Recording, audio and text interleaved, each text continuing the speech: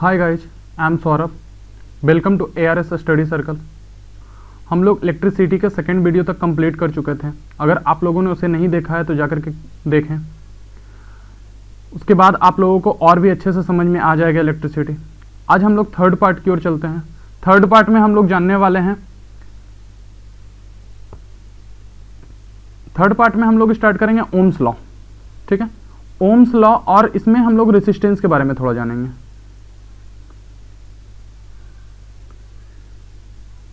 तो देखो, Ohm's law क्या है। ओम्स लॉ कह सकते हैं कि जो करंट होता है वो पोटेंशियल डिफरेंस के डायरेक्टली प्रोपोर्शनल होता है। ठीक है, ओम्स लॉ हम लोगों को एक रिलेशन देता है जो कि क्या बताता है, करंट और पोटेंशियल डिफरेंस के बीच। ये करंट जो होता है आई से डिनोट किया जाता है, करंट को आई से डिनोट करते हैं, और पोटेंशियल डिफरेंस को मैंने पीडी बताया था, भी से डिनोट होता है। ये दोनों डायरेक्टली प्रोपोर्शनल होता है। ठीक है, अब इसका डेफिनेशन देख लो। According to Ohm's law, at constant temperature, the current flowing through a conductor is directly proportional to the potential difference across its end. ठीक है, किसी फिक्स टेम्परेचर पर, ये देखो अच्छे से, ये जो फिक्स टेम्परेचर है हमारा, फिक्स टेम्परेचर पर,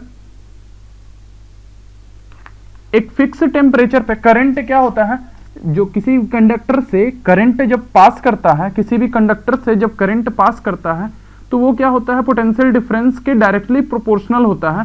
किसी भी कंडक्टर से जब करंट पास करता है तो वो पोटेंशियल डिफरेंस के डायरेक्टली प्रोपोर्शनल होता है। यहां दिख रहा है क्लियरली, ये देखो, आई डायरेक्टली प्रोपोर्शनल टू भी, या कह सकते हैं भी डायरेक्टली प्रोपोर्शनल टू आई। यही हमारा ओम्स लॉ होता है। अब जब प्रोपोर्शनलिटी हटता है तो पता होगा कि एक कांस्टेंट टर्म ऐड होता है। तो क्या हो जाएगा, यहाँ कांस्टेंट टर्म कौन सा आ गया, आर, रेसिस्टेंस।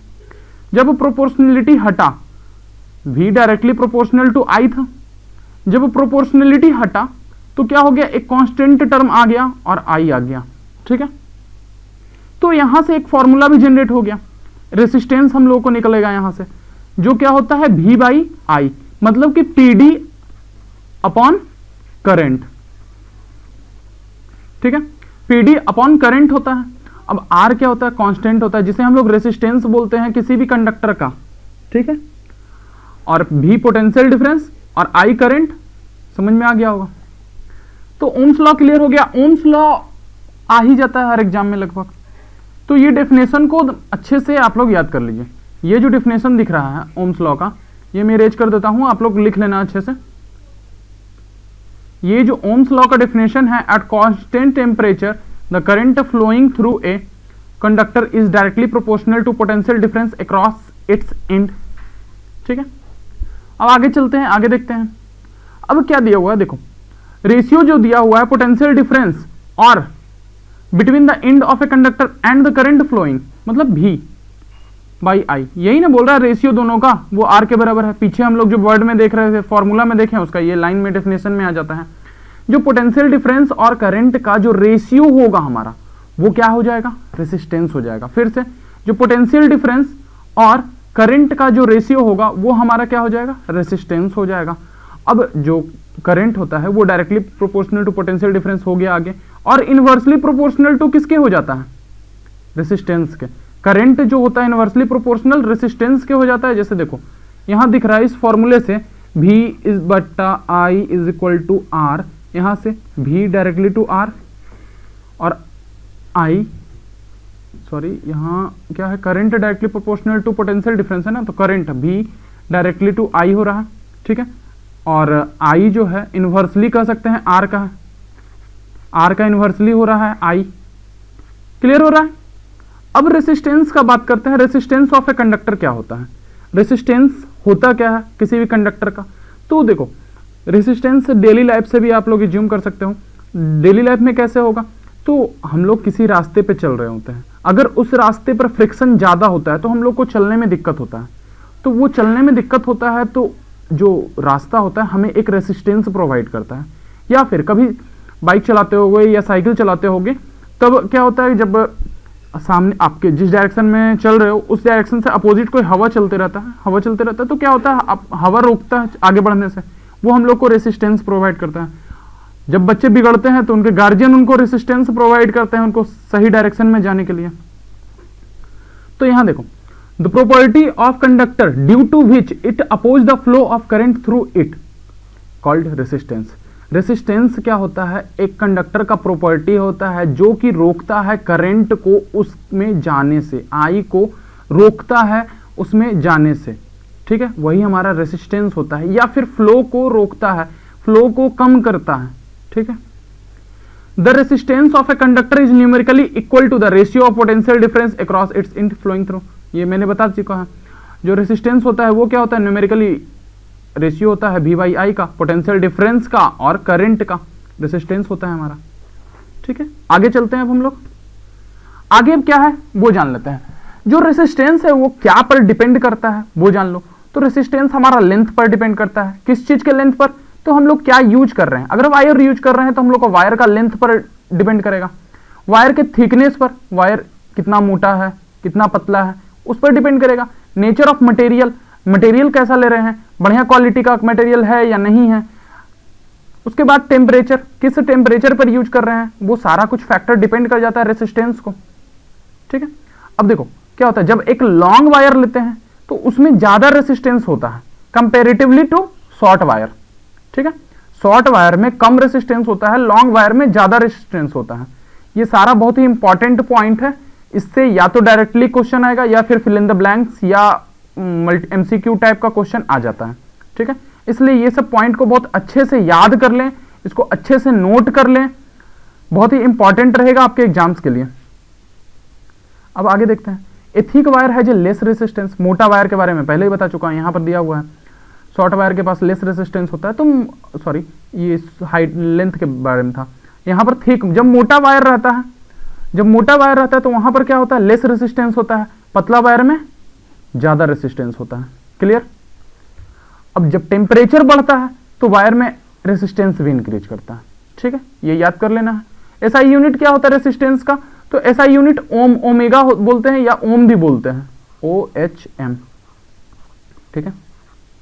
ये हमारा सिंबल हो गया ओम, इस सिंबल को ओमेगा भी बोलते हैं या ओम से भी बोलते हैं हम लोग। अब क्या बोल रहा है, एक 1 ओम इज द रेसिस्टेंस। अब 1 ओम को डिफाइन करने बोला जाता है, तो 1 ओम को कैसे हम लोग डिफाइन करते हैं? तो सबसे पहले फॉर्मूला अगर याद है तो डिफाइन कर लेंगे, V/I, यही होता है।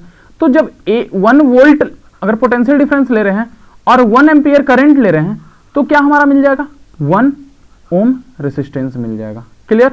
तो अब देखो इसको, 1 ohm is the resistance of a conductor such that when a potential difference of 1 volt is applied on its a current of 1 ampere flow through it। जब 1 ओम रेसिस्टेंस अगर हम लोग लेते हैं और उस पर 1 वोल्ट पोटेंशियल डिफरेंस अप्लाई करते हैं तो वहां हम लोग को 1 एम्पियर करंट मिल जाएगा। जैसे ये भी देख लो, 1 वोल्ट और 1 एम्पियर, ठीक है, ये हमारा 1 ओम मिल जाने वाला है। आगे चलते हैं, अब हम लोग देखते हैं आगे क्या है। आगे अब क्वेश्चन आ गया है, ठीक है। ये हमारा बहुत छोटा सा वीडियो रहेगा। इस छोटे से वीडियो में हम लोग जान चुके हैं अभी तक रेसिस्टेंस के बारे में, ओम के बारे में। अब ये क्वेश्चन करते हैं, उसके बाद फिर कुछ कंडक्टर इंसुलेटर जान लेंगे। तो ये क्वेश्चन है हमारा क्या, a simple electric circuit has 24 volt battery and resistor of 60 ohm. What will be the current in the circuit, the resistance of a connecting wire is negligible. ठीक है, एक सिंपल सा इलेक्ट्रिक सर्किट है जिसमें कि, चलो मैं सर्किट एक बनाता हूं।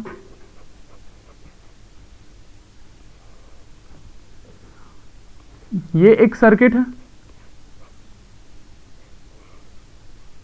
ठीक है। अब इसमें 60 ओम रेसिस्टेंस दे दिया है। इस तरह से हम लोग रेसिस्टेंस पढ़े थे उसका नोटेशन में। अगर नहीं ये सब मालूम है तो प्लीज पीछे वाला वीडियो हमारा जो है इलेक्ट्रिसिटी वाला वो जरूर देखें, सारा कंसेप्ट क्लियर हो जाएगा। अब ये जो बैटरी लगाए हम लोग, तो यहां देखो 24 वोल्ट का पीडी इसमें अप्लाई कर दिया गया। अब क्या यहां सर्किट ओपन है, इसको क्लोज करते हैं तो क्या होता है कि करंट इसमें कितना फ्लो करता है वो बताना है। तो फॉर्मूला बहुत सिंपल, V इज इक्वल टू क्या होता है, IR, यही होता है। तो I पूछ रहा है हमारे से, तो V बाई क्या हो जाएगा, R हो जाएगा। I पूछ रहा है हमें, तो V बाई R हो जाएगा। V कितना है हमारा 24 वोल्ट, R कितना है 60। इसको सॉल्व करेंगे तो कितना आ जाएगा, 2/5 आ जाएगा। 2/5 मतलब कि 0.4 एम्पियर। क्लियर है? नेक्स्ट आगे चलते हैं। नेक्स्ट में क्या है, एक और क्वेश्चन है, N electric iron draw a current of 3.5 ampere. सबसे पहले डाटा लिख लेते हैं हम लोग।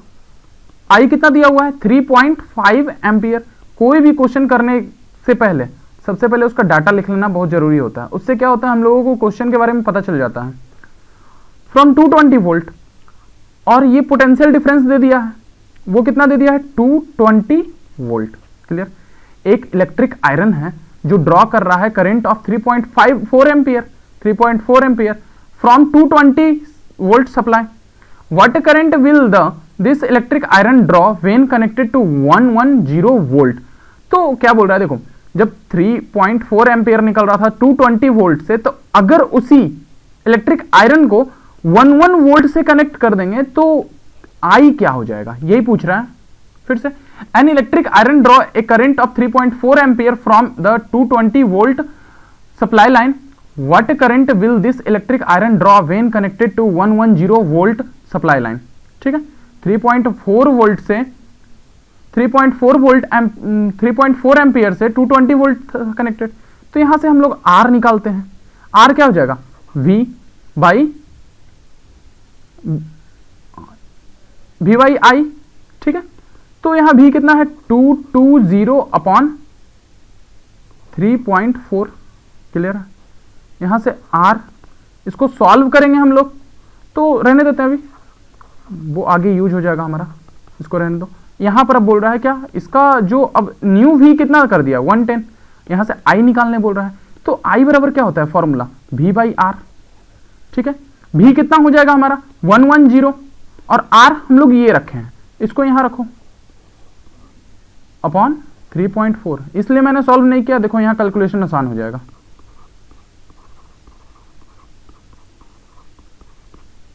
ये कटा 2 टाइम, ये कटा 1.7 टाइम।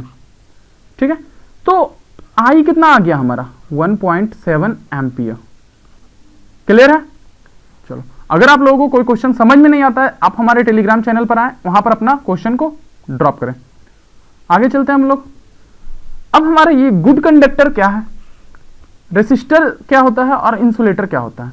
तो सबसे पहले गुड कंडक्टर, हम लोग बचपन से पढ़ते आ रहे होंगे, बचपन से पढ़ते आ रहे हैं क्या, गुड कंडक्टर वैसा कंडक्टर, वैसे सब्सटेंस को बोलते हैं जिससे कि करंट इजीली फ्लो कर जाए, इलेक्ट्रिकल रेसिस्टेंस क्या हो वहां पर, नेग्लिजिबल हो। ठीक है, तो ये सारा कुछ इलेक्ट्रिकल रेसिस्टेंस के बेसिस पर हम लोग 3 पार्ट में बांटे हैं। अब क्या है, जिसमें कि लो इलेक्ट्रिकल रेसिस्टेंस होता है उसे हम लोग गुड कंडक्टर बोलते हैं। लो इलेक्ट्रिकल रेसिस्टेंस को हम लोग गुड कंडक्टर बोलते हैं, जैसे कि कॉपर, सिल्वर। ठीक है, कॉपर, सिल्वर, ये सब हमारा क्या हो जाता है, गुड कंडक्टर हो जाता है। उसके बाद वैसा सब्सटेंस जो कंपैरेटिवली हाई इलेक्ट्रिकल रेसिस्टेंस है उसमें, वो रेसिस्टर कहलाते हैं। थोड़ा सा ज्यादा होता है लेकिन वो इंसुलेटर से कम होता है। ठीक है, इंसुलेटर से कम होता है लेकिन कंडक्टर से ज्यादा होता है, वो कहलाता है हमारा रेसिस्टर। जैसे नाइक्रोम वायर, मैग्नानीन होता है, कॉन्स्टेंटाइन होता है, यूरेका जिसे बोलते हैं, ये सब के पास हाई रेसिस्टेंस होता है। ये लोग सब जो होते हैं रेसिस्टर में यूज होते हैं। और रेसिस्टर जो यूज करते हैं हम लोग इलेक्ट्रिकल डिवाइसेस में, जिसमें कि हाई रेसिस्टेंस जहां रिक्वायर होता है वहीं हम लोग यूज करते हैं इसे। ठीक है, अब क्या बात कर रहे हैं, those substance which have infinitely high electrical resistance. वैसे सबस्टेंस जिसके पास बहुत ही ज्यादा इलेक्ट्रिकल रेसिस्टेंस होते हैं उसे हम लोग क्या बोलते हैं, इंसुलेटर बोलते हैं। ठीक है, और जो इंसुलेटर होते हैं वो अलाउ नहीं करता इलेक्ट्रिसिटी को फ्लो करने में, वहां से फ्लो करने में इलेक्ट्रिसिटी को अलाउ नहीं करता है इंसुलेटर। जैसे कि हमारा रबड़ होता है जो, और घर में देखे होंगे इलेक्ट्रिकल अप्लायंसेस जिसमें जितने भी सारे होते हैं उसमें बहुत सारे में या तो ग्लास लगा दिया जाता है, या तो फिर कुछ फाइबर लगाया जाता है, या तो फिर रबड़ लगाया जाता है। तो ये सब क्या होता है, इंसुलेटर होता है। ठीक है, तो आज के लिए इतना रहने देते हैं। अगर आप लोगों को ये सेशन अच्छा लगा हो तो प्लीज शेयर करें, सब्सक्राइब करें, और हाँ आप लोग प्लीज हमें सपोर्ट करें। हम लोग और भी अच्छे अच्छे कंटेंट्स आप लोगों को देते रहेंगे। Thank you.